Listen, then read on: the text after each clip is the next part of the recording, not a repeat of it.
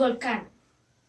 The Vesuvius volcano is famous for its eruption August 24, 7986, in which several urban nuclei were buried among the craters of the Pompeii and Herculano.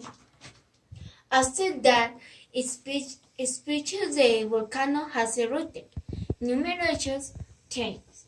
It is considered one of the most dangerous volcanoes in the world, with around there million people living in the surroundings, and several of its eruptions has been violent. Is the most densely populated volcanic zone in the world, representing